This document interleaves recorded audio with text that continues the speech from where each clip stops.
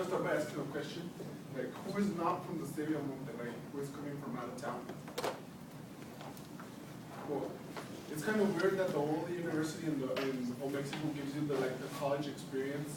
It's from like when you see in the movies, or the likewise like when you go to college in the U.S. So when you get here, you're all excited. You're freshly out from high school, and then your parents are calling every day and just seeing if you're okay. It was not like me for that. It was not like that for me. I had to stay in Campus Chihuahua for 3 semesters, and then I had to come over here. And also the place I had to go was very different from the place from where you have to live right here near Tech. I have to go over there near the hospital, near San Jose Hospital. That's near the tunnel. Yeah. So we had like 1 week here, and we're all excited. It was like 2.5 years ago when the violence in Monterrey was like on the top, and then there was no security because nobody wanted to work there. And over there, you don't see like the little truck from them run like in the streets. No, it's dark and there's nobody there. So we had a week here, and it was the first weekend, and we're from the people that came from Chihuahua. We're just like in our department, we're like 10 persons. So it was like 12 at night, and we're all, oh, let's go get tacos.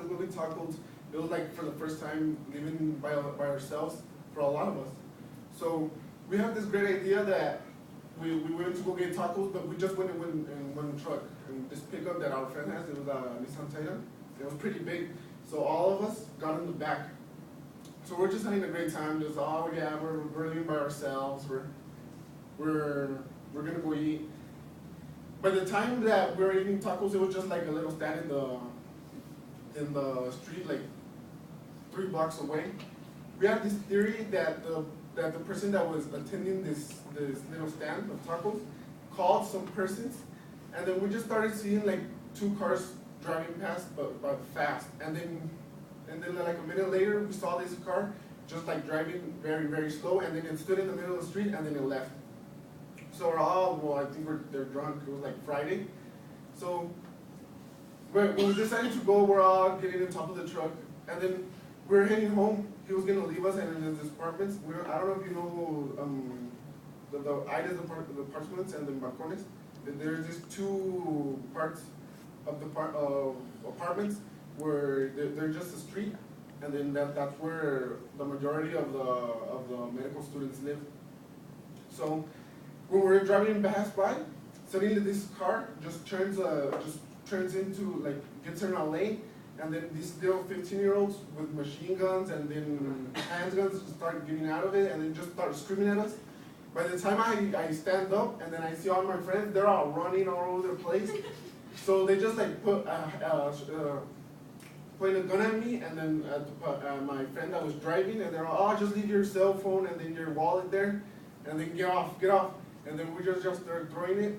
The weird thing that my friend that was driving, that he was his truck, he's like a kind of a person that just starts arguing for everything.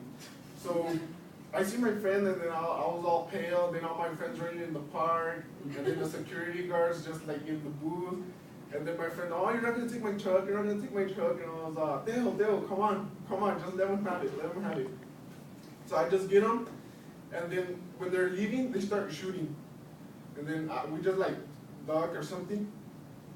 Like 2 weeks later, luckily for him, well, I don't know for luckily, he finds the truck with like 10 kilograms of marijuana, and then they had a police report for kidnapping, attempted kidnapping.